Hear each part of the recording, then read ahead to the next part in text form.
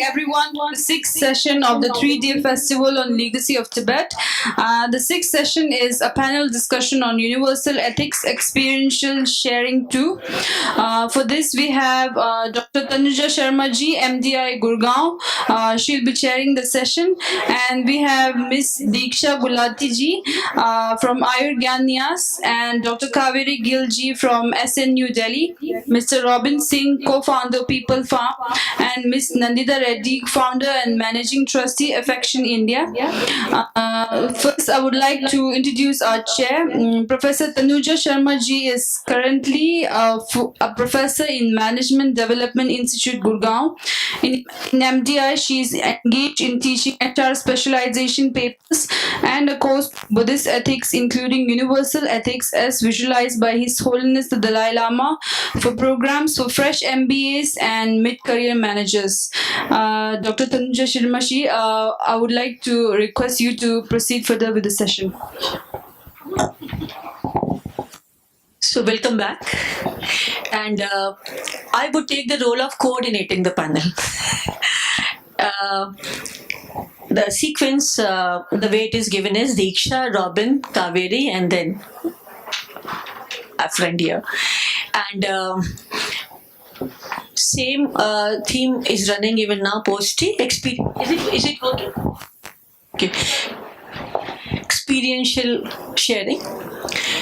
Universal ethics, just to give a line on it, I think by the way the vision has come from His Holiness, it becomes a matter of experience, because it is nothing about the theory somewhere, it is nothing about the some systemic articulation, but it's actually about the life, the way it's okay. Thank you. The life, the way we live with compassion, wisdom, and that is why possibly it is universal in approach. Each and every one, nationality, gender, caste, whatever it is. Caste I add because India talks about it. And, it is equally applicable. And ethics, as we've seen lovely definitions earlier, it's not the matter of externally articulated right and wrong, rather it is the way we live our life with our own sense of choosing based on compassion, wisdom, and love. So with this, I think let's begin a session. We all are eagerly waiting to hear the experts here. The very first person I'd like to invite is Diksha Gulati. She looks little, I'm saying it because I know her personally, but she's a bundle of talent, and I've seen her in the spaces from sexuality and health rights to ethics. And she's a lawyer by her training, and not only the graduation but LLM on top from Pune, with extensive experience in research, advocacy, training on women's rights. Also, she's a part of, which I hugely appreciate, a part of writing on something similar which Emory University also has worked on, writing a series of books and booklets for school teachers on training on ethics, and this is training the trainers. So they work with teachers, and teachers then are supposed to work with their students. But this is not a theoretical aspiration again. The booklets you must look at, because they're full of very practical day-to-day exercises on how a little child can know about life and make ethical choices with the restraint, with the compassion, and with the wisdom. So with that, I request Diksha to come.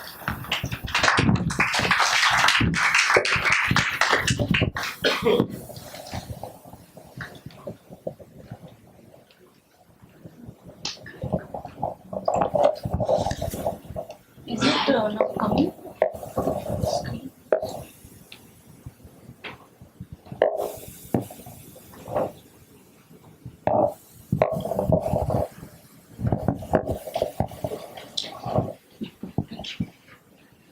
So, because I have my notes, so I'll just sit and make the presentation. So, my name is Deeksha, and I'm a part of Ayurgyan Nyas, and I'm here to share a perspective and our insights and our experiences on working on universal ethics education with schools in India. So, a little brief about the organization. We were established with an objective to take His Holiness the Dalai Lama's vision, specifically on universal ethics, forward. Our aim is basically to cultivate ethics in the younger generation through specifically a designed curriculum that, as Robin also pointed out, that will lead to greater happiness for both individuals and society at large. So, for coming to the need of why we thought we need something like this. So, I'll just throw in a bit of statistics here. According to WHO, there are around 300 million people who suffer from depression in today's world. And in young people, the trends of stress, anxiety, depression is an all-time high. Even if we keep that aside, the crimes, despite stricter laws, despite having more social awareness, there has been a steady increase or an upward slope in the number of crimes, in the number of cognizable offenses in India, despite having laws. So what we thought was that is where school comes in place.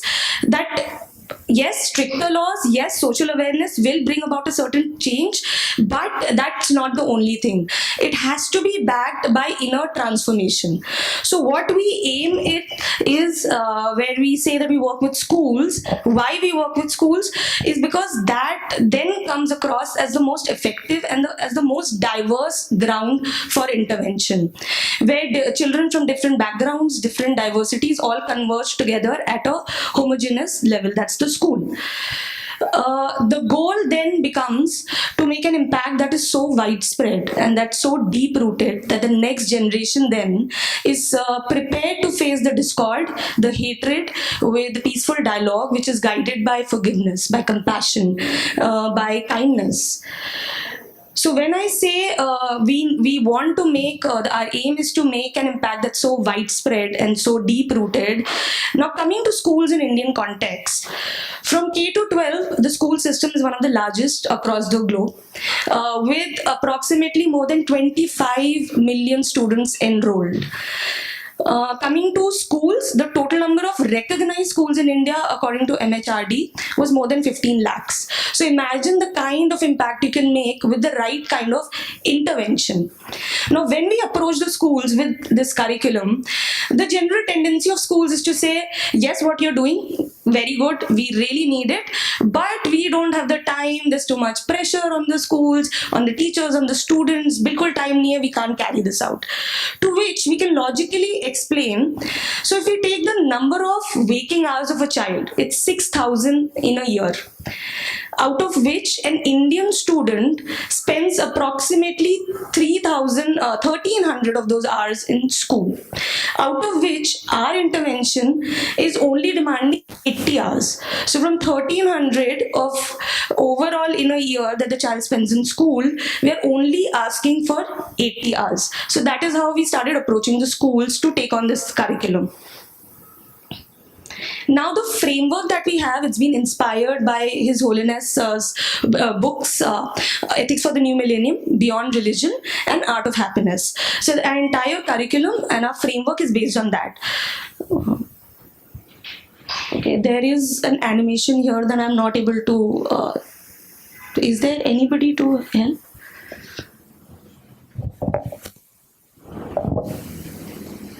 Okay, so our framework is basically we start our interventions start with teaching the child a skill set where first he understands how to regulate undesirable emotions through restraint, move on to enhancing positive values like kindness, contentment, generosity, compassion, and then eventually where we are asking the child and motivating them to think, and not just to think but to act ethically through discernment and universal responsibility. The three domains that we have taken is me, you, and we. So me, where the child engages with the self, the I. I need to maintain or I need to regulate my emotions. From there, it moves on to you, which is the child's in group, where the child is talking about like friends, family, acquaintances, etc. And from there, we move on to the V domain, which comprises of the out group, the world at large, the environment. So this is a progressive curriculum that we've made. So in 6th standard, let's say the child works with restraint. 7th standard, the child works with virtue, compassion, universal responsibility, and discernment. So it's a progressive curriculum that we've designed. Our methodology basically is, so as Tanuja ji mentioned, that we don't necessarily go to the child. We are working indirectly with children. What we first do is we go to the teachers and we have a 2-day teacher training and sensitizing. Here, we are not going to the teacher saying that you're a medium to transact this curriculum with the. Here, what we are doing is we are going to the teacher as an individual. The relevance of these concepts in their lives. Why is it relevant in their lives as an individual? And once they're convinced, then we go to them and say, okay, now you carry this curriculum out, transact it with children. So once we are done with the teachers training, we give them 3 months to sort of internalize and practice these concepts. After 3 months, we again go back to the school. We work with the teachers again. A refresher training is done where we revise these concepts. We talk about are they able to practice it? If they are, how? If they are not, why not? What's their experience in these 3 months? And then we go to the teacher and then teach them how to transact it to the students. And then the teacher takes it to the students where in across 80 hours, which is spread across the year, depending on the way the school wants it.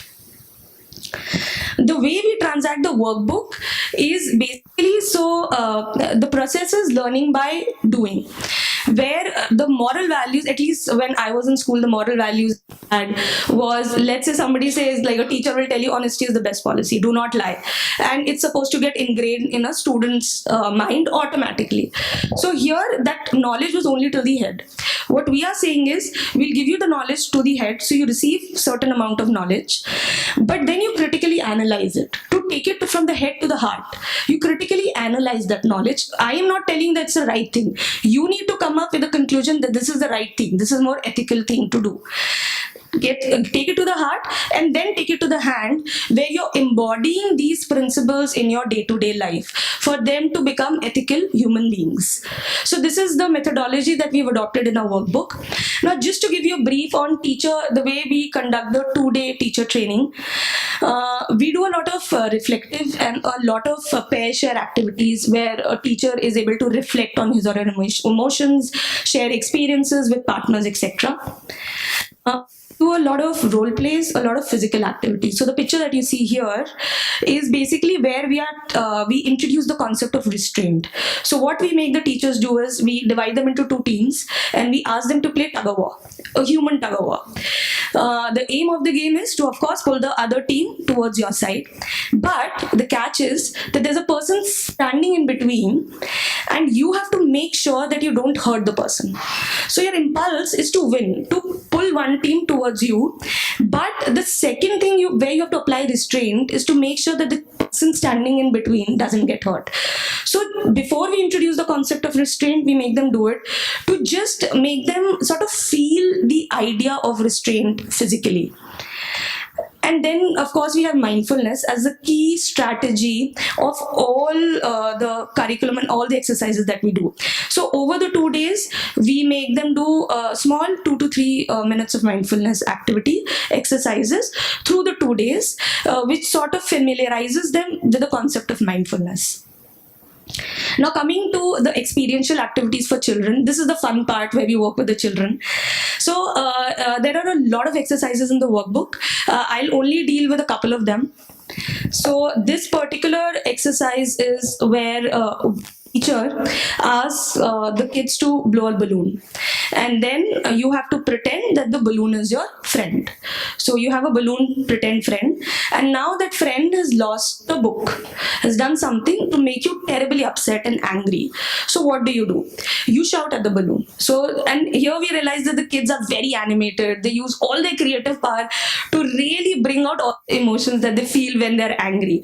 So the kid is shouting and screaming at the balloon, the pretend friend, and the teacher comes from behind and like it bursts the balloon, and then it suddenly bursts. Then the teacher goes and says, okay, let's say your friend next day brings the book back, he finds it, or he apologizes, and you feel bad. Will the balloon go back to its original shape? No. So the emphasis is on the permanent damage that words and actions can cause. So rather than telling a child in theory that words can cause permanent damage, they see a physical manifestation of it actually happening. So that impacts them much more than what theory works. Then coming to this antidote keyring. So when we are talking about afflictive emotions, we have related antidotes. So when the teacher is supposed to start this lesson, she will first in an arts and crafts class ask all the students to make keys from cardboard. And before introducing, let's say for anger, we want to introduce the key of patience. So each child is given the patience key.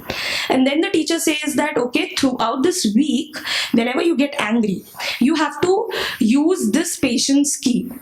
This we realize, so even when we see pedagogy, we realize that physical and like any physical object, it's easier for them to sort of make a connection and give meaning to abstract ideas. So for them, an abstract idea is an antidote. But the moment you give them a key that this is how you're supposed to apply patience in a given situation, it acts as a physical tool which the child is carrying. So, oh, I have my key of patience that I need to use now. So this is the kind of exercises that we do. And lastly, the mind scientist.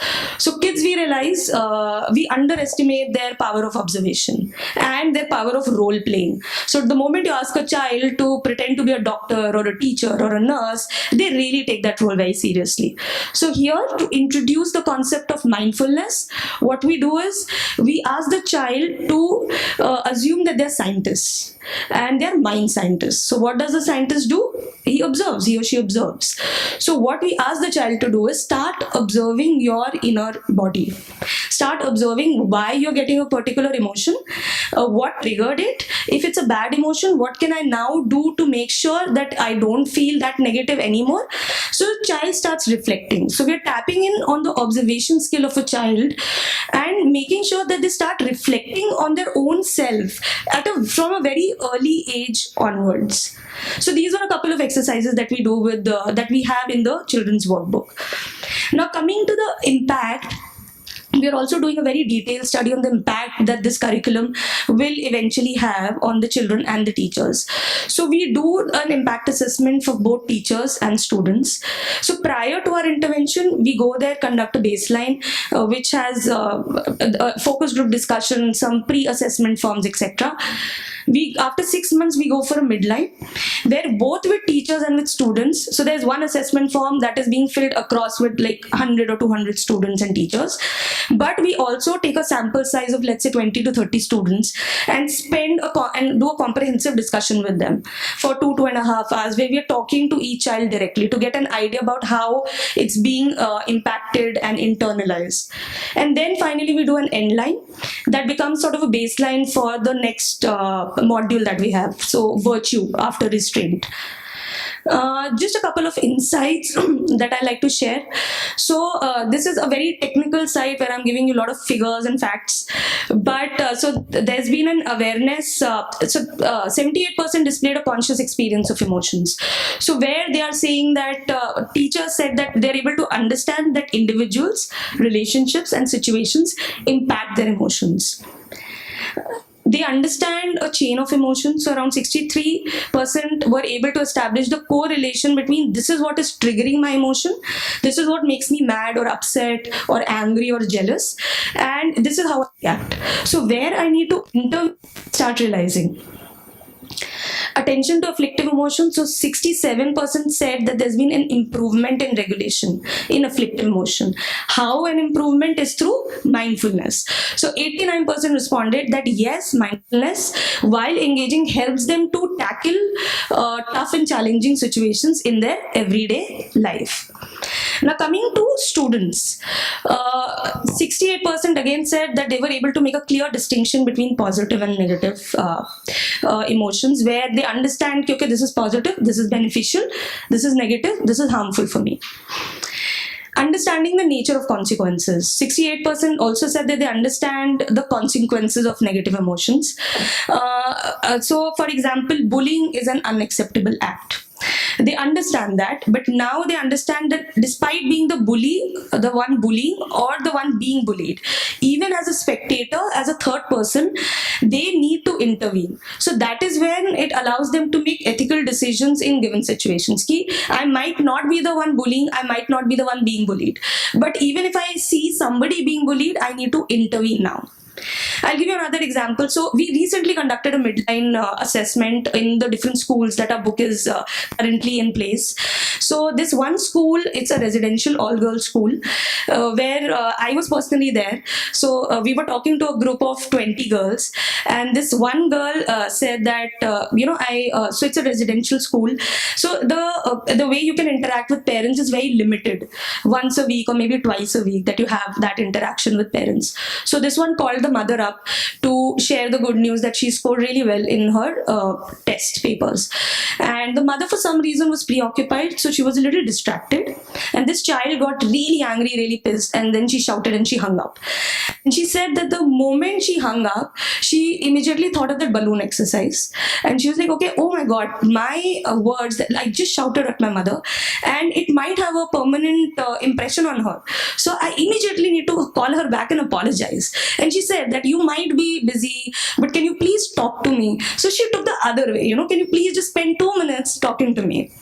This other school in Pilibhit, it's a 3-tier city, where, so in our workbook we have a book, we have a story called The Buddha's Gift, where the story goes something like, I'll just tell it to you in brief, where Buddha says that if you give me a gift and if I don't receive the gift, then I'm not taking it. So the gift is not mine. So if you give me anger, you are angry. If I don't take that anger, it's not going to be mine.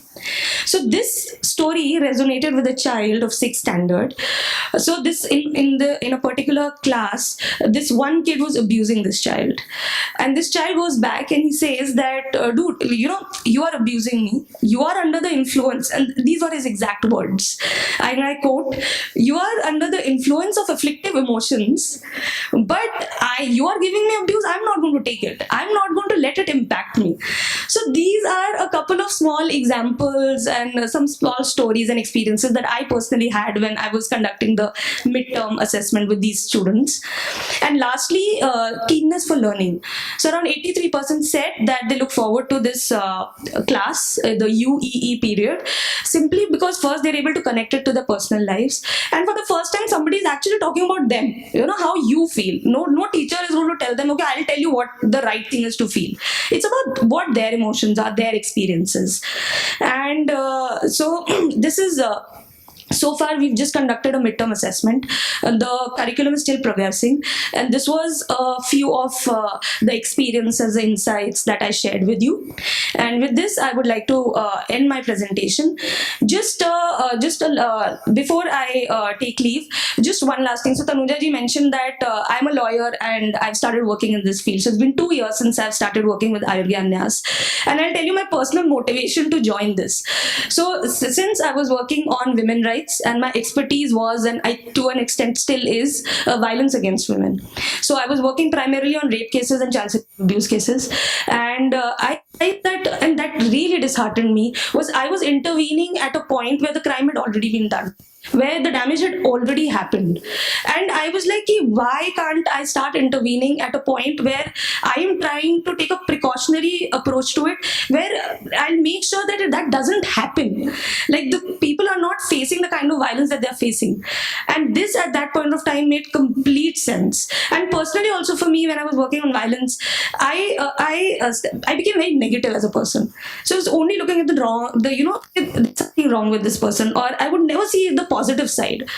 And since I started working here, I've realized that as a person, personally also, I'm a happier person, and I'm much more positive in my approach to the world in general. So in essence, that how much this curriculum, just working on it with kids, with teachers, and personally has been of immense importance that I will not be able to highlight in these 2 minutes. So thank you so much for being so patient and hearing me out.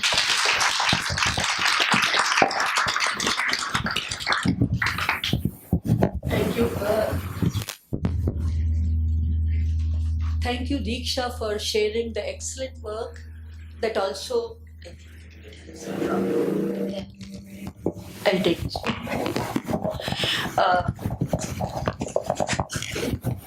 How do you put it on? Okay. Sorry. Especially relating it with the personal experience, and I'm sure there are a lot of curiosity and question around it, which we are reserving for the end. And next, I will like to invite Dr. Gill. Dr. Kaveri Gill, I know personally as a very regular, very well-read student in Tibet House, who's and the kind of questions she asks actually becomes additional knowledge for us. But in addition to that, she's an associate professor in Shiv Nada University here in Greater Noida, teaching political economy of development. She completed her second BA, MPhil, PhD, so a lot of degrees and postdoctoral fellowship from the University of Cambridge, UK. And since moving back, she lives in India since 2007. She's worked with a range of spheres, including Planning Commission, Government of India, UNICEF, and many more organizations. With her, and something which she said that I must actually share, rest I decided to share, is that she has published widely, including a monograph with Oxford University, and the research interests include poverty, informal sector, urban waste, water, sanitation. And as I said in the beginning, she is a very one of the diligent student of master's course. So we look forward to listening. Thank you, Tanuja ji. What a generous introduction. So hello to everybody. It's wonderful to be here. And today it's great that I followed Diksha and the panel before, because today I stand here as a teacher of a course on secular ethics. So as Tanuja ji said, I am a lapsed development economist, and in my actual job at Shiv Nada University, I teach political economy and economics, critical perspectives on economics. So the background to this is I completed 2 years in January as an associate professor. And then I thought, this is a good opportunity because they have a half-term course in which you can teach something which is not your subject area or disciplinary area. And I thought, let me take this opportunity to introduce a course on secular ethics. And Nilsala spoke earlier, so I'm also just assisting at the university level dissemination of the wonderful Emery syllabi. She didn't mention that, but they are working on a university syllabi as well, apart from the school level. So what I'm going to speak about today is really that experience. So of course, a lot of people have mentioned His Holiness, lifelong proponent of secular ethics or universal values, and we'll talk about the distinction between the two and why it's so important. And this photograph, of course, I've pinched from the recent Time magazine. Wonderful. This is his personal shrine in Dharamsala, and so please have a good look. On that side is his mother Amala, his tutors, and it's just such a wonderful photograph that I thought that's a good imprint. what is his definition of secular ethics? So he refers to the various crises that we have in the 21st century. And then he says in his usual humbleness that I'm a Buddhist monk, but I believe that these solutions lie beyond religion. And the three kind of planks of what he would call secular ethics rest on something that can be approached using scientific findings, common experience, and common sense. And I'm going to come back to this because, why it's important in a university setting to take this angle. And of course, the way he uses secular is very much in the context of the Indian constitution, wherein secular means respect, tolerance for all religions as well as for non-believers, and is not a post-enlightenment European notion of being, sort of anti-religion. And then he says, of course, in today's world, we are globalized, we are interconnected. Look at what is going on, not just Christchurch. Every day you literally have to open the papers in any direction and there's enough evidence.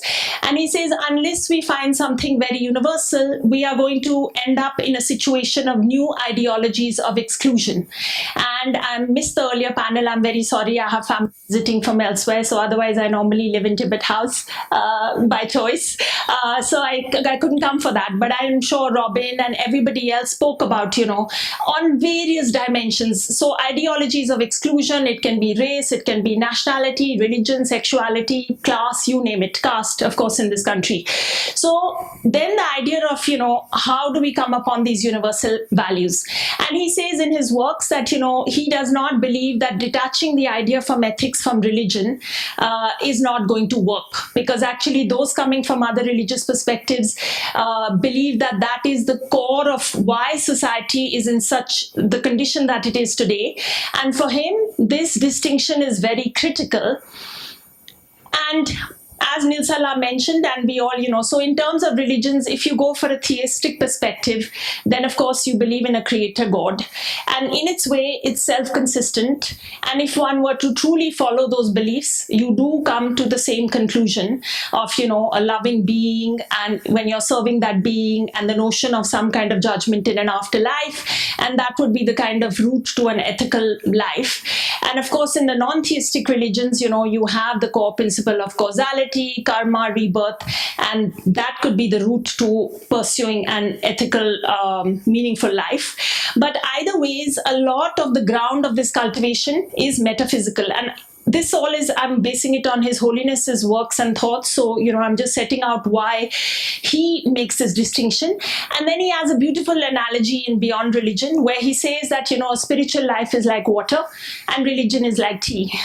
So being a religious person, he's not going to denigrate that religion, if followed in a very pure way, is not, something that adds greatly to many people's philosophical understandings and practice. But that, of course, we don't need evidence in this country either how, for many people though, it can be just a weapon of division, and then being ever practical as he is, and Richard Laird's World Happiness Report. So, 59% of the world's population states that they are religious. That is a declining number. The trend is going in the other direction. And so obviously we have to take into account this reality. And as some of the younger Tibetans were talking in the break. So, of course, universal values are more critical than ever, because I would say to the youngsters in this room, below the age of 25, that your challenges are going to be greater than ours ever were, right? Artificial intelligence, genetics, the possibility of having children with 3 parents, all kinds of other science developments that, have ethical dimensions. And His Holiness's interest is, of course, to see whether scientific understanding can, by which we mean third person, objective verifiability, can that be brought to bear in areas that are, inner dimensions of being. So whether it's thought, emotion, subjective experience. And of course, what are the effects of practices such as meditation or, cultivation of other kinds of inner qualities. So the 2 pillars he sets out, and this resonates with what Obama said in Hiroshima and everything, and this is also brought up in the opening class in the Emery syllabi is really the concept of a shared humanity. And the second, as Nilsala mentioned, and is a key Buddhist idea, but it is also again common to many other traditions one could think about, is this understanding of interdependence, And His Holiness, even so modern that he is, he even talks about the European Union, you talk about interdependence in economy, in culture, in so many dimensions. But these are the two principles that sort of, would set out this kind of context for some sort of universal values. Now, what was my experience? So as I set out, I was also very strategic. I had built a lot of goodwill in my university. For 2 years, I taught quite decently. And then we had a new department and a new head of department. So I also taught some course that, is in their area, so not my area. So I built up the goodwill. And then I thought, let me introduce this course. And I'm adapting the Emery syllabi. And so to give you a sense, it's 3 weeks into the course, and from Monday I have 5 weeks remaining. So I'm in the middle, and I'm going to share what I have found very interesting. So, of course, there is an understandable antipathy to any religious-based teachings in a university campus and at multiple levels, okay? So, I don't think I need to explain it, but from any sort of, Marxian or other perspectives, and if you look at the battlegrounds today that JNU and other places have become, and to some degree, I would say rightly so, because, when you see the way that religion is not in its true spiritual understanding of it, but used as a political tool and everything. So, in any campus, the notion of any religion-based teaching is, and very problematic. And when I introduced this course, I've called it Secular Ethics for Millennials, the Why and What of Universal Values. So I capped it at 50 students, and there was a huge demand. And I'm coming to, people have talked about mental health issues, but slowly they are starting to open up in class. And, it is true what Diksha said. And even on these campuses, compared to my generation, there's a lot more drugs, lots more mental health issues. Maybe they are more aware, or maybe they actually are more. I'm not very sure. But either way, this is a big issue. And I think she's sort of cited some WHO figures. I think India by 2040-50 is going to be one of the countries with the highest rates of also mental health issues. So, major time bomb. And when I asked the students that, how would you define millennials as being different from previous generations, they said that, frankly, we prefer reason-based arguments and, compared to the older generations. And I got the idea that if I gave them half a chance, they'd moan about their grandparents and parents endlessly. So why I'm raising this is, look at His Holiness's skillfulness and ability to, look into the future. So obviously you have to take a reason-based kind of an approach. And then the fact that, the Emery C learning curriculum has readings from, cutting edge evolutionary biology, neuroscience, behavioral psychology, all these kind of top, and Richard Laird, who is a, economist, very mainstream economist working on unemployment at the London School of Economics. Now he's working on happiness. The fact that one could, use such works is a great tool for me, not just in the classroom, but also to sell it to administration. So for instance, my vice chancellor is a physicist, and I made sure that when I started this course, I told senior administration, although I used His Holiness's, his Beyond Religion is the key text for the course, and his name is, right up and center in the abstract. But, a colleague of mine said to me, I'm sharing experientially, so he said, it would be a good idea if you don't use the B word, which is Buddhism. And as Tanuja ji gave my introduction, obviously I have been a student of Tibet House for 4+ years now, 10 years reading, and I'm bringing a lot of that to bear in class, and I'll come make you laugh about how far that's getting me. It's bloody tough. But the point is that, to my Vice Chancellor, HOD, and to others, because my plan is if it goes well, I would like to institutionalize this as something, So why these things are skillful means. So now what about unexpected questions? So things that I was totally taken aback, because as I'm sharing, normally I teach, other courses I teach are on key ideas and theories in economic development and so on and so forth. So why this is different? So the first question that students brought to me is that what is this idea of a shared common humanity? Because it's in a way, it's too abstract for us. And in the age of social media, we are quite inured to images of violence and great hardship from around the world.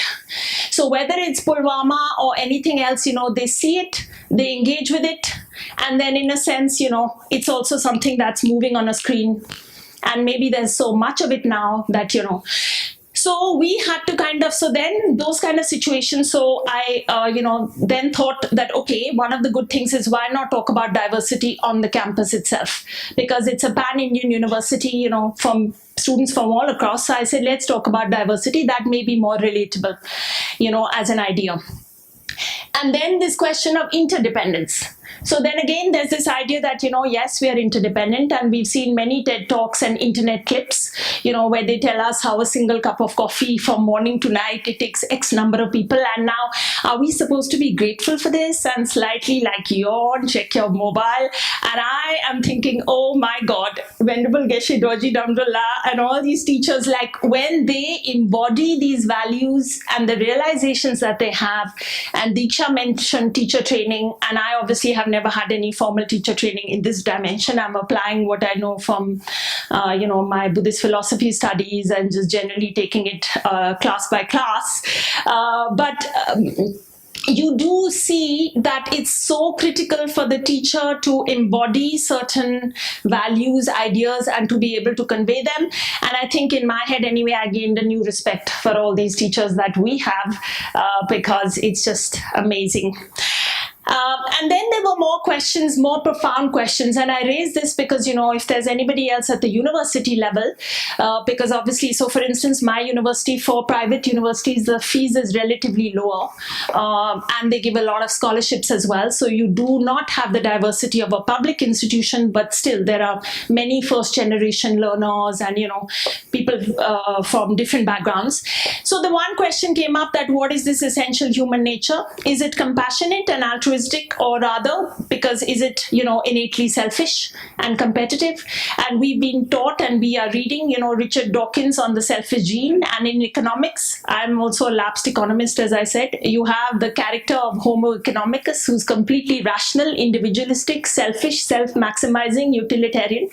And, you are talking all this compassionate altruism, but here's the evidence from. So then, of course, so what was my response? So I had to quickly add a few more readings. I'm sharing all this because, so there was already Franz de Waal's reading, a primatologist who kind of has a different take on, how we are much more kin to animals. And indeed, animals have got a bad reputation in terms of being, the evolutionary Darwinian perspective. And actually altruism and compassion and a lot of these characteristics are far more central to our survival and our very nature. So then I added some other readings, people like Matt Ridley on, what is the origin of virtue? Do we share characteristics with mammals? Not what? And let's discuss this. There is no consensus, and to be honest, I think the mainstream position now is it is half and half. So we have compassion and altruism as a part of us. We have a part that's selfish, and what is this balance? So we debate that, and this also teaches the students about nuance, in terms of perspectives on life. There's no black and white. We then got into a debate about epistemic knowledge and power. So you see a central thinker like Adam Smith, his later work on the Wealth of Nations got far more traction than his earlier work on the theory of moral sentiments, where he proposes a completely different being who's far more altruistic in nature than his subsequent, So he says his opening of the theory of moral sentiments is that how selfish soever man may be supposed, there are evidently some principles in his nature which interest him in the fortune of others and render their happiness necessary to him, though he derives nothing from it except the pleasure of seeing it. So that work of his is relegated to one side, and then he's known for, free trade and proposing all kinds. So what about power in this understanding of epistemic knowledge? And we also discussed, there was a, op-ed by a political scientist, Rajiv Bhargav. We talked about, why is the Indian mind still colonized? Because both the idea of religion as a rigid, defining that came as a European 16th, 17th century construct. Prior to them, there was no single, Hinduism with no mobility in and out and, that kind of thing, just as they codified caste and many other categories. So the idea of religion as well as the idea of nation. Now for us, every second person looks like a Bangladeshi, but, we discussed this in my mainstream class. So it's a good kind of a juxtaposition going on, but these are the kind of things. And my still response continued is that I then use a lot of things from the daily news, So luckily for me, there was a long read piece by this Franz Tival in The Guardian on, animals and politics. And how, again, very good leaders have a lot of traits of empathy, compassion. And then, of course, Christchurch happened and the Brexit drama is going on. And I shared with the students a lot of op-eds on, what does the New Zealand Premier, the kind of characteristics she's embodied, the leadership she's shown in this moment, compassion, empathy, all these characteristics, and juxtaposing them with, Theresa May or anybody Trump, because then it's not even a question of something essential to gender. But it's just people themselves. And another question that came up is, this truth that all beings are equal in desiring happiness, avoiding suffering. And again, so then what is happiness? So here we had a discussion on the terminology, satisfaction, contentment, etc. And then Nivedita smiling, I'm heavily using Buddhist psychology in an underhand means. So I introduce them to, and it's captivating, right? Because they have never thought about things like the sensory minds being different to the mental consciousness. So, Arya Nagarjuna's 5 profundities. And for those of you who are looking blank, I think Pooja Dabral, tomorrow's session on the mind is going to, talk about it. But I gave them an example. Okay, how many of you have longed for an iPhone? Or a girlfriend or something, and how long after you got that object did you actually feel happy? And then actually the answer is like 1 month.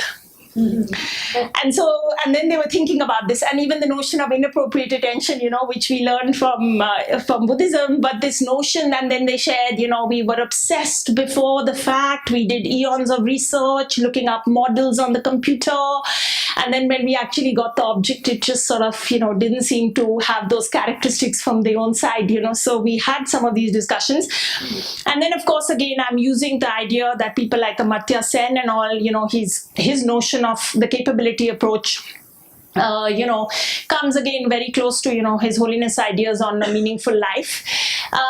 And my next topic, so when we go back, which is Monday, so we are going to be looking at compassion as the central plank. As Nilsana said, that is the central, but what I'm going to do is, a skillful means is again that I've assigned them readings from Beyond Religion is the key text. But I'm also going to be quoting from, one of my favorite books and works, which is Bertrand Russell's, The Conquest of Happiness. And I'm just going to read an excerpt, leave you with the thought. This comes very close to the central idea, one of the central ideas in Buddhism about, the self-cherishing attitude and how it keeps us, bound in our own suffering and our own type of locked in our minds and internally. And so he says, where outward circumstances are not definitely unfortunate, a man should be able to achieve happiness, provided that his passions and interests are directed outward, not inward. It should be our endeavor, therefore, both in education and in attempts to adjust ourselves to the world, to aim at avoiding self-centered passions and at acquiring those affections and those interests which will prevent our thoughts from dwelling perpetually upon ourselves. It is not the nature of most men to be happy in a prison, and the passions which shut us up in ourselves constitute one of the worst kinds of prisons. Among such passions, some of the commonest are fear, envy, the sense of sin, self-pity, and self-admiration. In all these, our desires are centered upon ourselves. There is no genuine interest in the outer world, but only a concern lest it should in some way injure us or fail to feed our ego. So I'm just going to end there with saying, huge gratitude to His Holiness, as everybody surely has acknowledged. But really, it would be a wonderful thing if all in our own ways, our own lives, our own small spheres of influence are able to take forward His vision. And yes, I think it requires a lot of skill and thinking on one's feet. So good luck to me for the next 5 weeks if I survive them.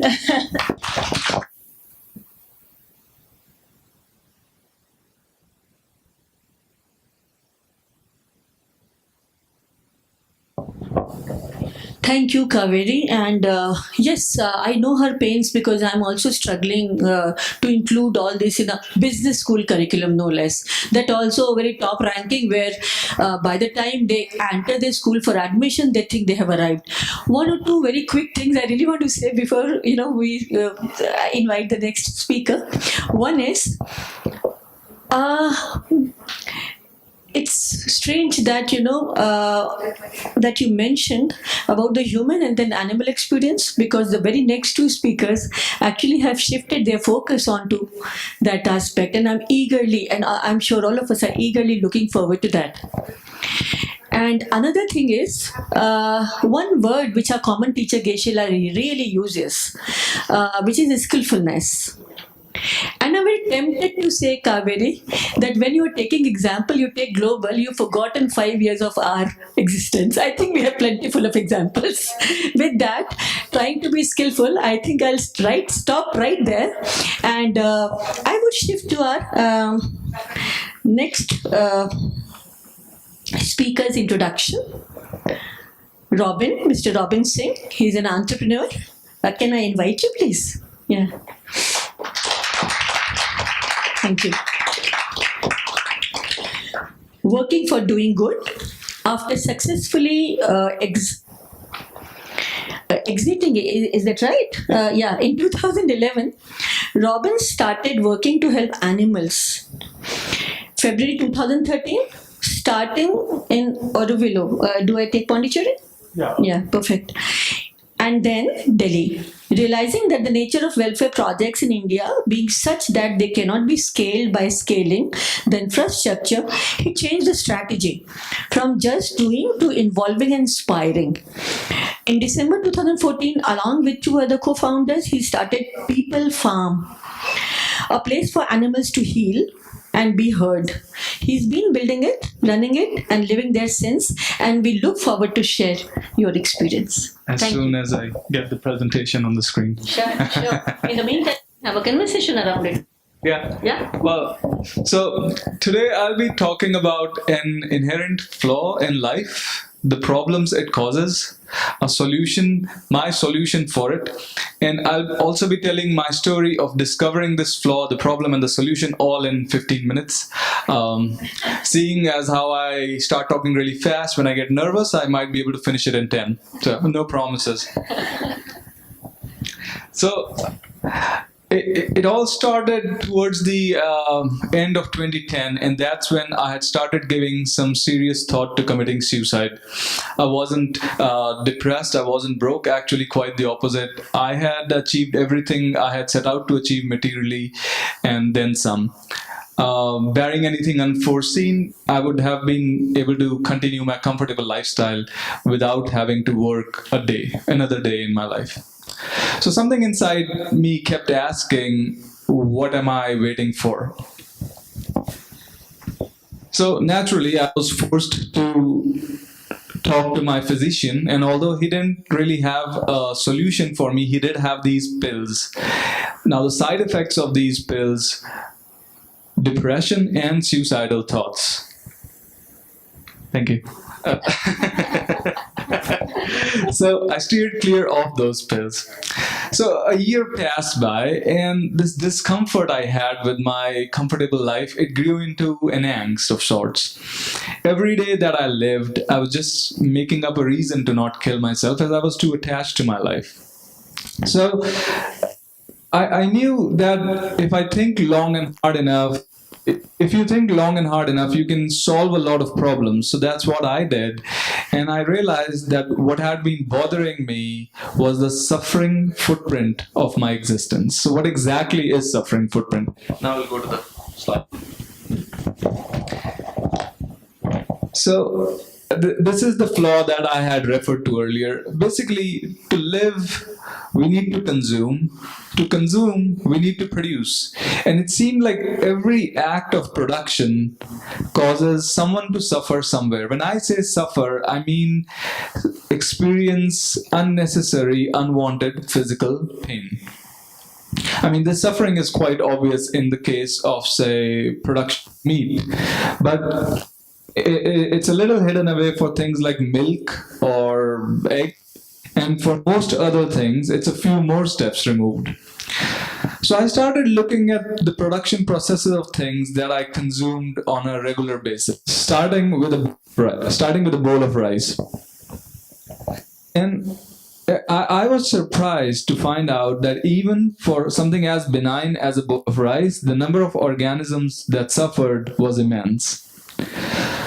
Farmland comes from clear-cutting forests, taking away homes from all the birds and other animals that lived there. Then the land is flooded. This work. I'll make it work. So then the land is flooded, further killing all the small animals that live below the surface of earth, like snakes or rats. And then in most Indian farms, they use a bull to pull a plow to till the land. It's not an easy job pulling a heavy plow through 6 inches of mud. If you have ever had your flip-flop stuck in the mud, you might be able to relate a little. Most old bulls actually die doing this work. And also in the process of tilling, numerous earthworms, ants and other insects, they get crushed to death. That's not an easy way to go. So all of this suffering, this is just the production process. Then comes harvesting, milling, packaging, transportation to actually get the rice to me. That requires a host of, it requires an industrial complex of factories, warehouses, transport network. All of that is powered by coal, petroleum, and metals, and mining for coal, petroleum, and metals. And that has a horrible impact on the environment and all the living, like all the human and non-human animals in it. So this was a paralyzing thought for me. Like someone who considered themselves to be a good person, I completely believed in do no harm. And here I was harming by the virtue of being an ordinary consumer. So what had happened? I mean, I wasn't a bad person. My apathy, it had stemmed from believing that the purpose of life is to be happy, and happiness can come from consumption. See, growing up, like most people, I was vulnerable, had insecurities, and a desire to be happy. So I followed my role models on television. I did what they did. I smoked like them, I ate like them, I drank what they drank. I also tried looking like them. So consuming is what I had been told, or rather sold, was the path to happiness, the way to live. And now the spell had broken, and I realized not only had consumerism failed to deliver on its promise, but it had made me cause all of this unnecessary suffering as well, because I had been consuming, overlooking my impact on others. So realizing that others had to suffer because of my indulgences, I naturally started moving away from unnecessary consumption. Now, when I say unnecessary, I mean being desire driven and not need based. So it's not like I stopped eating or drinking, but I stopped drinking alcohol. I stopped traveling without purpose. I stopped smoking cigarettes and other interesting herbs for that matter. I was reducing my consumption, I was trying to reduce my suffering footprint. So fast forward a little, now I had become a conscious consumer. I bought only used clothes, used books, used furniture. I became vegan, not consuming meat, eggs, or dairy. And so all these big ticket suffering items were gone. But still, I had been using my privilege of being an able-bodied, resourceful human being to live a life where I sought comfort, convenience, and pleasure over everything else. So I realized that reducing my consumption had been just half the battle. I could lower my consumption all I wanted. There was no way I could eliminate it. Even to live, meeting my very basic needs, I had to consume something, consume knowing fully well that others had to suffer for it. So it followed that if others had to suffer and even die for me to live, then my life wasn't just my own. It after all came at a cost to others. I did not like this one bit. But just because I did not like it, that wasn't a valid reason to reject this conclusion. So back to thinking about suicide. So because up until this point, I had realistically been living because I was born, and I really didn't have a say in that. But to continue living, well, that was a clear choice. So one of the choices was to take myself out of the system of suffering, like that is kill myself. But then I thought like the system of suffering would continue as it is. Even without me, there are billions of other consumers. So a better value proposition for me was to stay in it and work towards reducing suffering, basically repurpose my life. So the first time in my life, I chose deliberately to live. Instead of living just because I was born or I was too attached to my life, I chose it deliberately and I decided to make my life matter. My life mantra became consume only to live and live only to reduce suffering. So just like comfort, convenience, and pleasure had been serving as a yardstick for me to what to spend time on, suffering footprint became my yardstick this point on. So, and a lot of people ask me this, why did I choose pain as a parameter? So I chose to focus on pain as everyone tries to avoid it, irrespective of caste, color, gender, nationality, or even species. The experience of pain is one of the common shared experience among all organisms. From an earthworm to a dog, to a cow to a human being, they all try to avoid unnecessary pain. So if unnecessary pain is an absolute bad, then reducing it became absolutely good. And so trying to stop these acts of overconsumption and trying to help, they go hand in hand. After all, you can spend time on one or the other. And also focusing on something bigger than yourself, it helps you climb out of this bottomless pit that you've been trying to fill with overconsumption. At least I was. So I started turning my life around, willing to reduce one vice at a time. There were plenty. And helping one being at a time. Starting with just the stray dogs I saw in the street, nothing too grand. I would feed them Parle-G biscuits initially, then rotis. And then, if one was injured, I would take them to a vet. I also learned some basic first aid. And I had no misgivings. I knew for every one that I was helping, there were millions that I wasn't. But because pain it's experienced on an individual level, so each one that I helped mattered. And the joy and tranquility I got from this, it was much more lasting and fulfilling than the fleeting pleasures I got from chasing one experience after the other. So now I found this new template for life, which not only brought me joy and tranquility, but it also reduced my suffering footprint.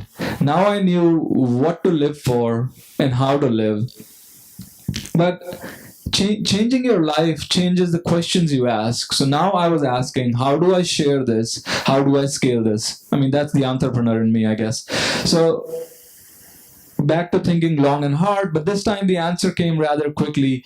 I realized sharing it is scaling it. So that's when I started People Farm near Dharamshala. It is a house which has a clinic instead of a master bedroom. It has a cow shed instead of a swimming pool. It has space for us to organically farm while trying to reduce our harm. We rescue injured stray animals, mostly dogs, cows, and cats. People eat most other animals, so that's why you don't see many stray buffaloes or pigs, goats, or chickens. I also wanted people to have a taste of how doing good feels great. So we have space for people to come and volunteer and get involved and be inspired. We have had more than 300, now actually close to 400 volunteers from all over the world. And when they brush a dog and then they brush a cow, the imaginary boundaries they have between companion animals not okay to eat and farm animals absolutely okay to eat, these boundaries, they begin to blur. But everybody has a different take home. Some people, especially from Indian cities, they go back home and they put out a bowl of water for stray dogs. In summers, they put out a doormat for a homeless dog to sleep on a cold winter night. Some people quit eating animals. Some reduce their dairy consumption. Some have even quit their corporate jobs and started working with small non-profits. The effects of this actually didn't stay contained in the farm. They spilled out in the ways we didn't imagine. Neighborhood kids started hanging out at the farm, practicing their English, calling in rescues. A couple of the guys who were part of the construction team, they joined the rescue team. Now they can even do minor surgeries. More girls in the village now know how to Google. A veggie vendor gives us old veggies for our resident pig. A guy even gave us some land to grow grass for cows. So summing it up, changing my lifestyle and life's objective, it was a struggle, but it wasn't as hard as I thought it would be. See, our brains are used to making decisions based on what we think is going to make us feel good. And for 3 decades, I had associated feeling good with seeking comfort, convenience, and pleasure. So it was somewhat hard switching to making decisions now based on what I knew to be rationally good instead of what felt good, as I was operating on sheer willpower, and it can be a little draining. The key is practice, and it took me almost 3 years to get over the hump, and it was practicing my willpower for one small decision at a time, nothing too radical. And now, on most days, doing good is what feels good, and for other days, well, there are simpler pleasures of life. Thank you. Thank you.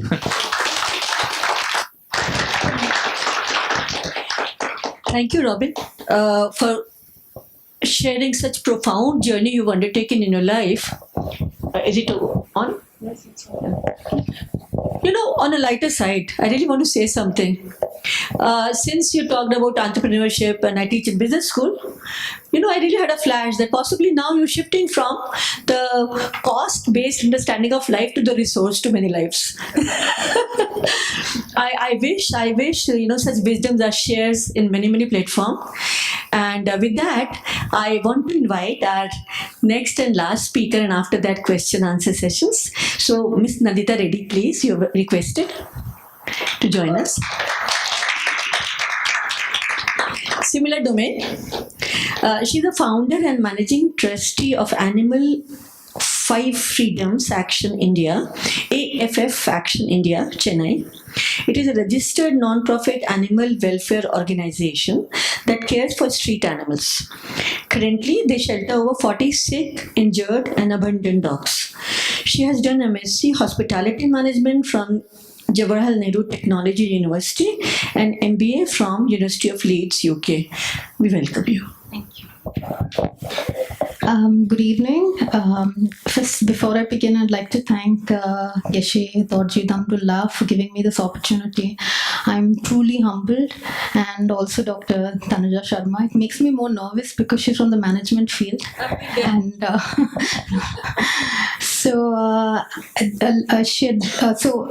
she's given my introduction, so thank you for that. So in 2015, I had returned from the UK after finishing my MBA.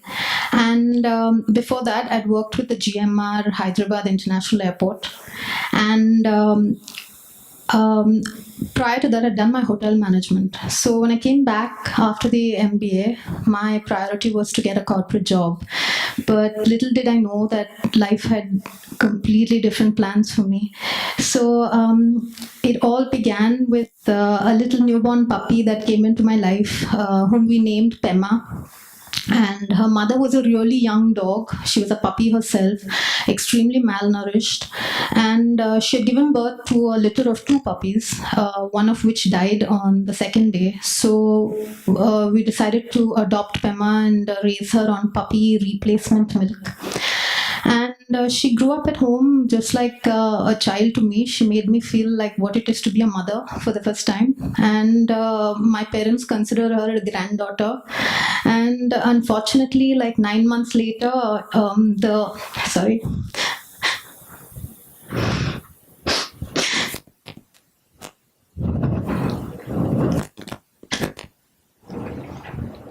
I'm sorry. So the gate to the house was left ajar, and there were children bursting firecrackers, and she escaped, and we never found it again. Thank you. Sorry. So I remember turning around and telling my mother, like, I never want to touch a dog again. I never want another dog. But they say never. Because, in the process of looking, searching for Pema on the streets, I came across so many emaciated, like mange-ridden, horrible condition, and suddenly I realized like all of their pain became my pain. Like I could feel it physically. It wasn't like something that they were suffering. Like I was suffering myself, and so that's when I decided, like, especially growing up in Chennai and on the streets in India, we see so many animals. And we often, like I was the kind who would, just drive past, say a, silent prayer to myself, like, I hope, God, let somebody come and rescue this animal, and, I hope it recovers. But suddenly it hit me that I could be that person, to try and help. And that's when, things changed. And so that's their before and after. So I've given most of them Tibetan names. And so like some of the dogs, and I didn't have to go looking for them. So they literally appeared in front of my parents' gate, or I would go somewhere like all dressed up for coffee with my friends, and suddenly I'll see a dog, and everything would just change. Like life became so, like, with so many contradictions. Like what was I doing? Like what kind of a life was I living for 30 years? Is it too late to start? And all these questions came up, and so this is one of the dogs. I'm sorry, it's a little graphic. So Sonam was hit by a motorcycle, and he was lying on the street for 7 days, full of maggots and in so much pain, extremely ferocious. And it's almost like he knew that, if he would cooperate with me, maybe I would take him home, like if he wanted to live. And so that's him. So the beautiful end to this beautiful story is that he lives at home with us now, and that's him now. And yeah, he's an amazing dog. So I'm truly grateful that dogs came into my life, because I believe this is my purpose. So that's Sonam. And so yeah, when I was doing this work, a lot of people asked me, like, why didn't you become a veterinary doctor? That's a common question. And today when I look back, I'm so grateful I didn't, because I think I'm better, because I'm so emotional.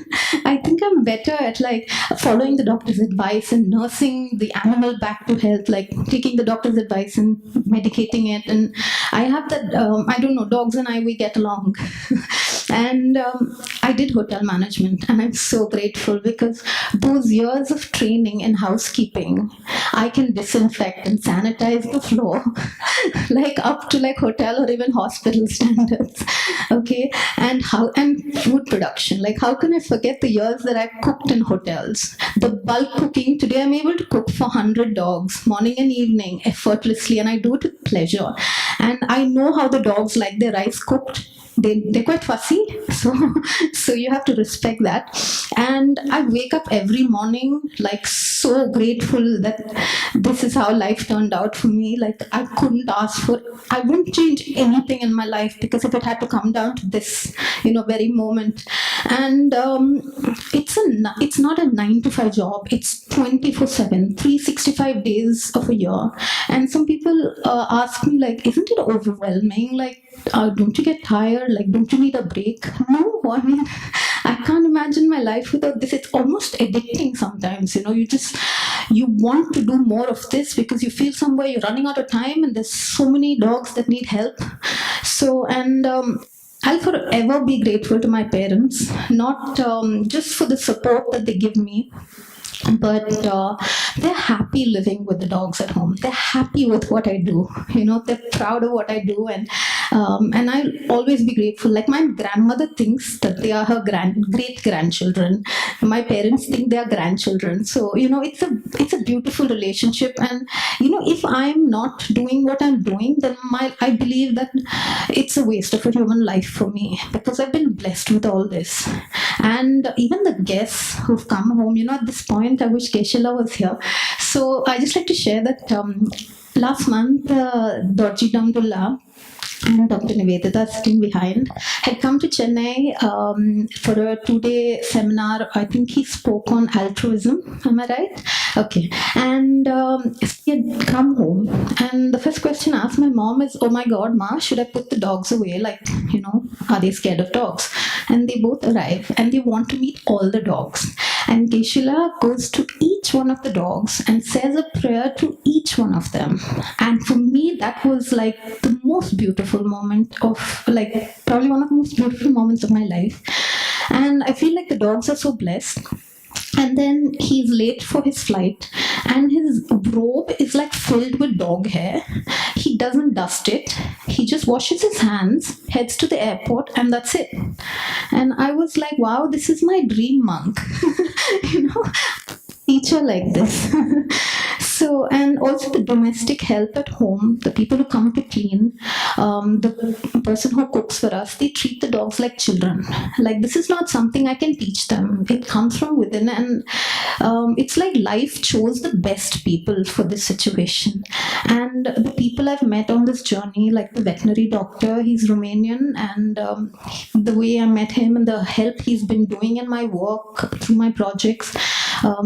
I have a Tibetan brother who's been with me, Tenzin Norbu, who's been with me from the first day of this work.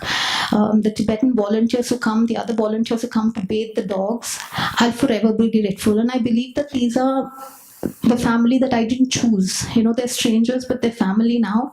And I believe that these will be relationships for a lifetime, because we've come together for a common purpose, And that's when the idea for starting the NGO began. So in 2017, we started Faction India, which is Animal 5 Freedoms Action India.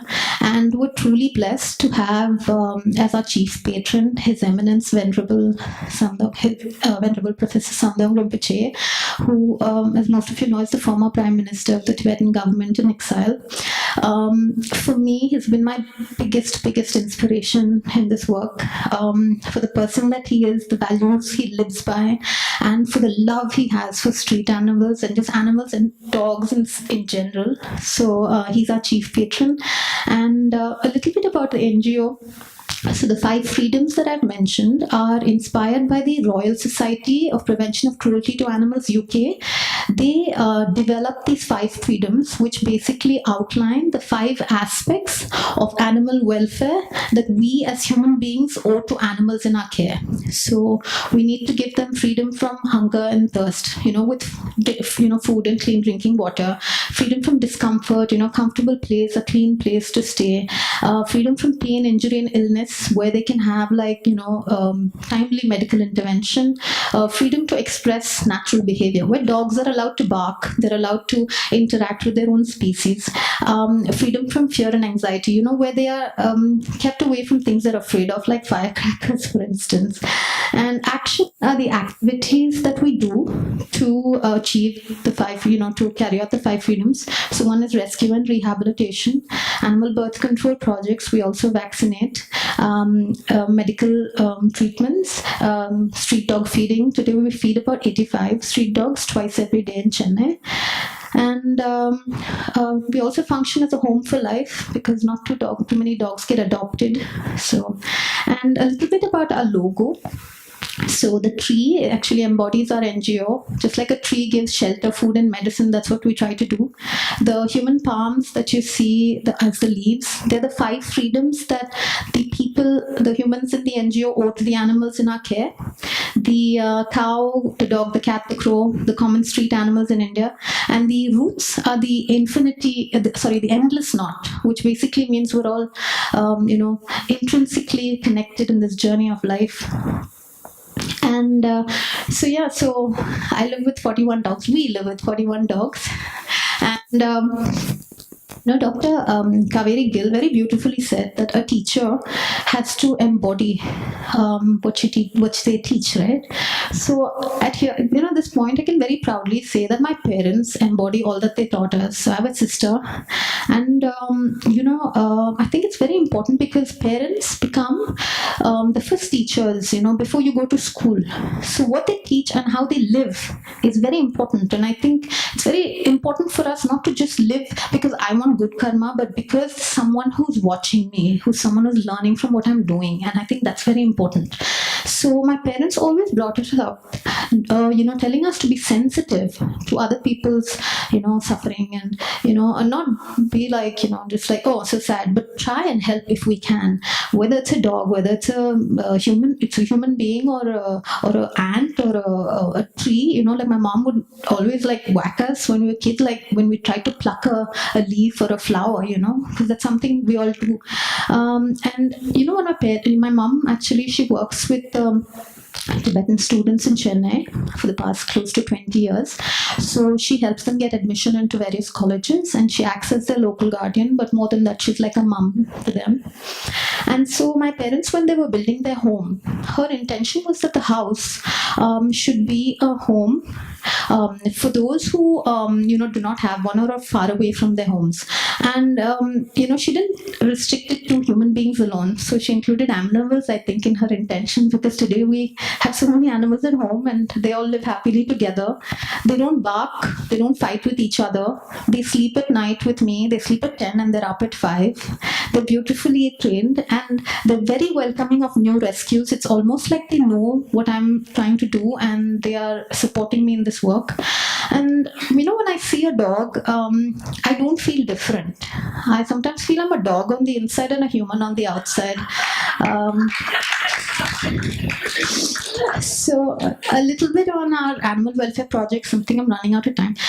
So we've done them in Chennai and in the 2 Tibetan settlements in the south, in Balakopi and Mungod, which is in Karnataka. And the vaccinations, we don't just do them for rabies and leptospirosis alone. These are the 2 diseases that are contagious and fatal to man. But we also ensure that we do them for distemper, hepatitis, parvo, and parainfluenza, which are diseases which are contagious among the canine population, and the dogs can actually die from them. So we also want to make sure that the animal population is healthy. That's one of the reasons we set it up. And during surgeries, we make sure we give the animal a long-action antibiotic, which is 1 injection. It lasts for about 4 days, so that the infection, the site, incision site is not infected. It aids its healing, faster healing. We also give multivitamins like vitamin C and E for skin, for boosting immunity. We give tick and flea treatment. So we try to send the dog back in a better condition than it came to us. That's what we try to do.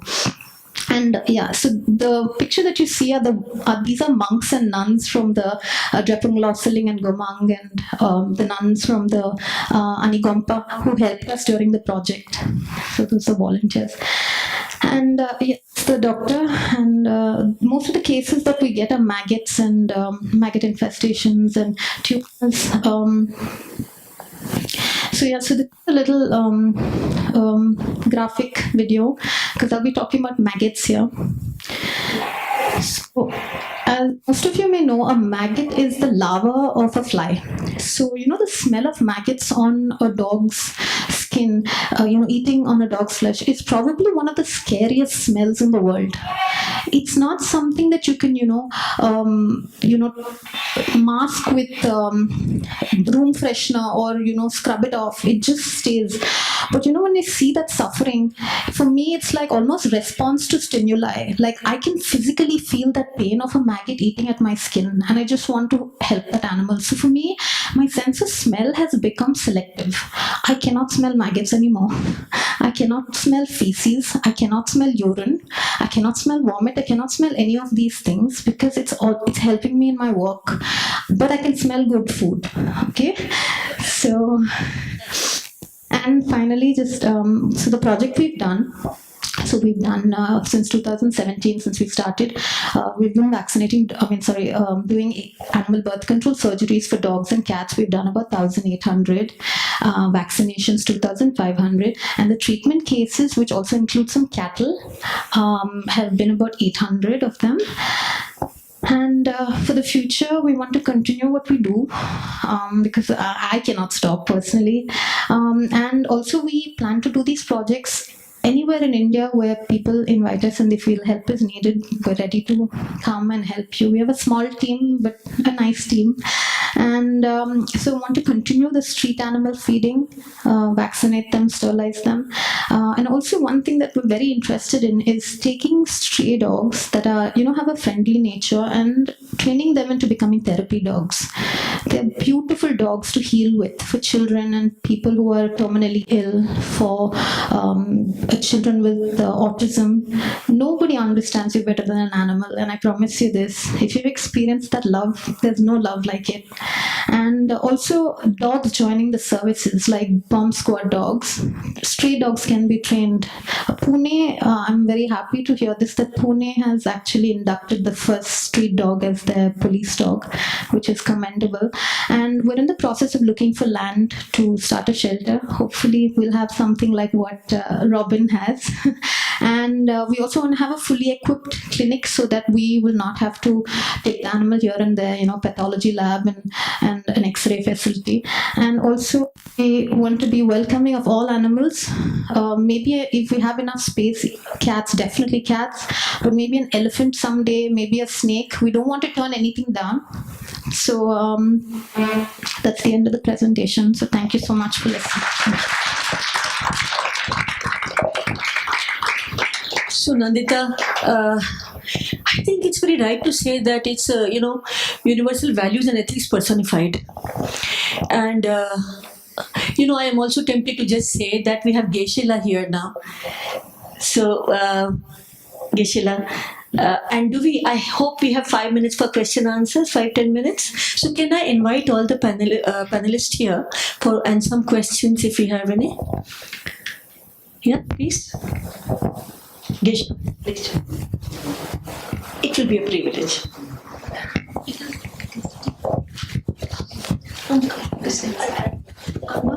No. Oh, okay. Yes. Yes.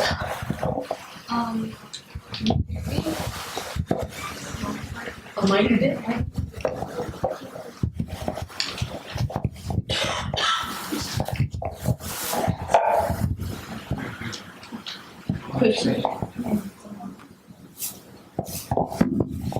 Hello, everyone. My question is, we started with secular ethics, right? And then we finished off with veganism to protecting animals. But everything is really good. But the thing is, do you support GMOs as in genetic modified organisms, and how does that integrate with ethics and trying to save animals at the same time? Do you get what I'm saying?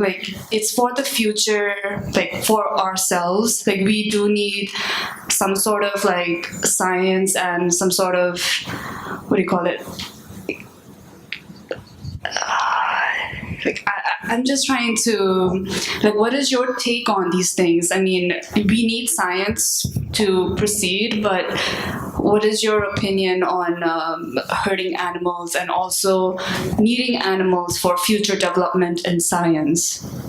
This is a very conflicting topic, but... Wait, I didn't realize GMOs, they require testing on animals? No, I mean, any cosmetics as well. There's so many, cruelty-free and all that, but... cosmetics we can do away with. Plus, I mean, there are a lot of cruelty-free cosmetics. When it comes to GMOs, I see science as an ally. So the question of GMOs, for me, not so much as it's not an ethical question yet, but it's a question of does it have any long-term impacts on our health? Because they just haven't been around long enough, and there's not been much data about their safety. So that's the question of concern. Also, they're also being used as a tool to take liberty from the farmer, because I live in a farm area. So what's happening is, at least in India, there are a lot of seed companies. They are selling GMO seeds without even labeling them as such. So the farmers are unable to save seeds, and then they generate a dependency. So that's where I see it as an unethical practice. But that's not. I don't see as much. It's not a flaw of the GMO, but businesses using it as a tool. Does that answer? Yeah. Thank you so much. I think I just wanted to add to that, that this idea of capitalism as it operates today. So if you see the data in Davos and all, that 26 human beings own 50% of the global wealth. And in relation to what Robin and Nandita spoke about, animal rights, animal testing, or any other advances in science, artificial intelligence, genetic engineering testing, they have huge implications, ethical implications. And of course, the scientists who undertake those discoveries, they purpose an end, maybe something. Then they buy today big capital, because again, there are so many stories now on the big companies, including in Europe. There's a huge long read in The Guardian yesterday on the biggest of car manufacturers, Volkswagen and all. They paid billions of dollars to subvert sort of, climate change, diesel, even the evidence in countries such as Europe. So then, of course, in the developing world, the power that they yield. So I would say, in a sense, that's a connecting idea that, we are up against that kind of systemic issue in the world today, driven by greed, capitalism, the way it's operating, and we are seeing the consequences. And then there are individuals who are taking into their hands, so inspiring to do, and your sphere of influence. So, Kaveri, continuing on that, if we remember, Kaveri beautifully shared about Adam Smith's work, basic grounding on ethics, but we remember only the capitalism part. I think it's the same with technology and AI. It is a science and development, but intention of use is a matter of concern and matter of ethics.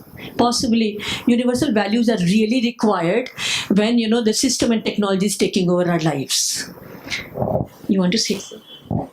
No, I just think because you mentioned about cosmetics, I know it's something that young girls, I feel when you're buying a product, because I used to be on the other side of the thing where I did buy, like even an eye pencil, for instance. I think it's very important that if you know something is tested on an animal and it feels inside, like it hits you, then don't do it, because that's your conscience telling you not to. But if it doesn't bother you, then it's okay. But I feel I think we've all silenced our conscience, and I think all our conscience are ticking, but we've silenced it. And I think sometimes we need to give it credit. Yeah. Okay, thank you. Good evening, everyone. My question would be to Diksha, basically. Since you talked about universal ethics in school, I was wondering that because nowadays there's a lot of increase in the children who are working in like film industries and in like, let's say some popular dance shows, and so where before the age I think they hear and they're being trained to act little mature, and it's not as per the biological like framework. So would you like to expand from a normal school to specialized like dance schools and or the drama schools, because there's a lot of, I think they have to work, be into the role, and that impacts their psychology to some extent. So I think, what about that? What do you like? So I completely agree to what you're saying, that currently, yes, we are working with schools, and we have a very small team, so we're barely able to manage those 15 schools that we're working with. But this is something that we've thought of, because I remember quite recently we had a discussion within the team. We were discussing these shows that are there popularly on ZTV and stuff, and we're like, they are instilled with that sense of competition right from the beginning. So what you're trying to tell the child is not to learn a particular form of art, but to make sure that you're better than the other. And of course, as you said, for them they mature generally far quicker than what they're supposed to at that age. So the development psychology gets impacted to a certain extent. So this is something that we look forward to in the near future. And in case there are opportunities, I mean, we can always go for one off session where we work with kids, where we work with these institutes, etc. I wish you all the best for that. Thank you. Yeah.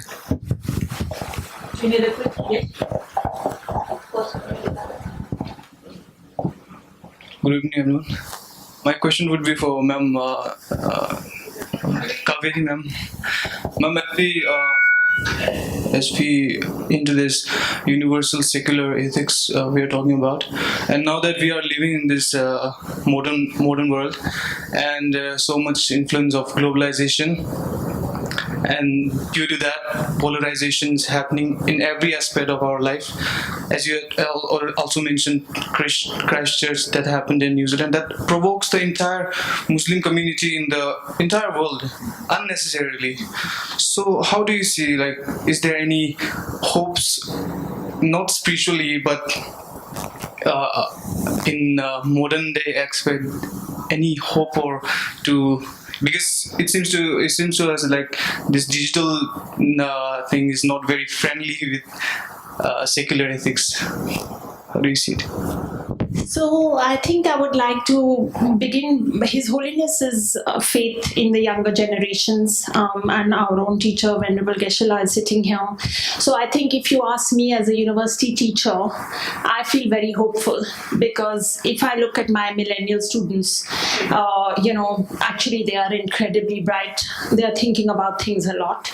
And yes, it is a technology generation, so attention spans and many other things, and I don't blame them, because it's a different age. But if you work with that, I think that the questions that they have and that they are going to have to confront, already at this stage, and I think I would take away, and I even try to talk to them about this, how a single individual can make a difference. So I'm sitting on a panel with 3 people who are very young, very inspiring, and I'm sure in this conference there were many others. So I feel, if you start by taking responsibility yourself to be courageous and step out and just start engaging, then I feel that anything is a possibility. And in fact, I gave my class the example of Greta Thunberg, who's all of 16 years old, schoolgirl, now started a global movement on climate change. So, that also came up in one of our op-ed readings. So I do believe that, if an individual is motivated, then whatever your sphere of influence, and with causes and conditions, maybe it expands, and in any case, it makes you happy internally. And I think one point, though, that this panel has stressed, and His Holiness stresses, Geshe-la always stresses, this notion that, you are doing good for others and very moralistic, and this, I think if one starts that, what constitutes your own happiness, and then works with that, then what is, selfishly wise, or what is like thinking of a longer term, medium term, taking that perspective, and so not, starting with the point that you are just going to be helping others, but also thinking how your own life is changed as a consequence. I think that's a very stable foundation, and I think amongst youngsters, there's a lot of hope. Otherwise, anyway, samsara will carry on. Thank you, ma'am. It's quite relieving. So should we close now? So I think I'll take the permission of the panel to close at this point. And there is one thing which, came to my attention in your slide, Kaveri, is spirituality is equal to water. Now, body of any being is mostly full of water. So we have plenty full of hope that the basic potential is intact. And having said that, His Holiness is hope for us. So with all the prayers for his well-being and with all the wishes that, the universal ethics becomes a universal property for each being, be it human being or animals, possibly we close this panel. Thank you.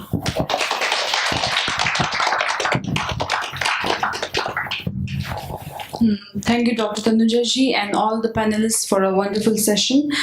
May I now request Mrs. Jayanti Deverion, a very dear friend of Tibet House, to felicitate our panelists with a khata and a statue. Dr. Tanujaji.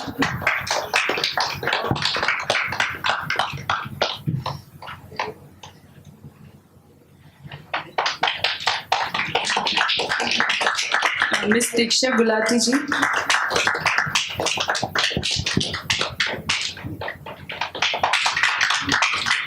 Dr. Kaveri Gill ji.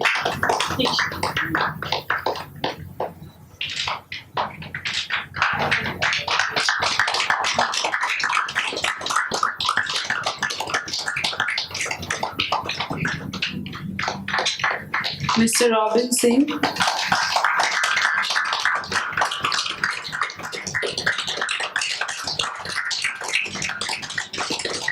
And Miss Nandita Reddy.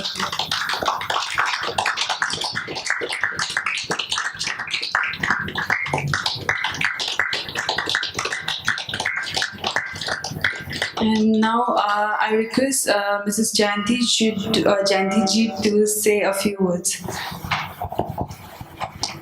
Darling, Navidita, you monks, they're all beautiful, I'm sure.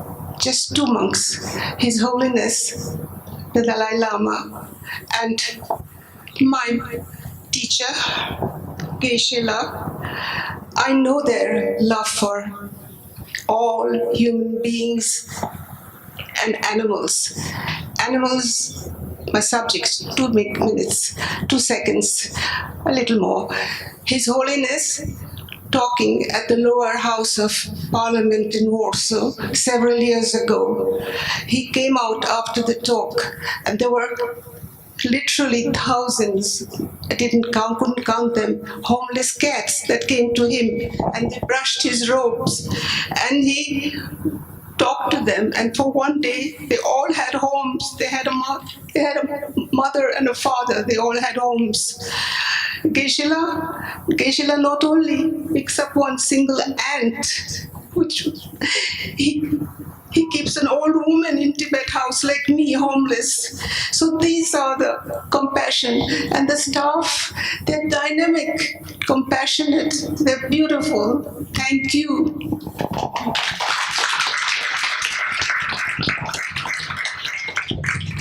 Thank you, Jayanti ji. Thank you, everyone. And for tomorrow, our first session will start at 11 a.m. and the theme of the session is consciousness in quantum physics, neuroscience, and Buddhist philosophy. Thank you, everyone.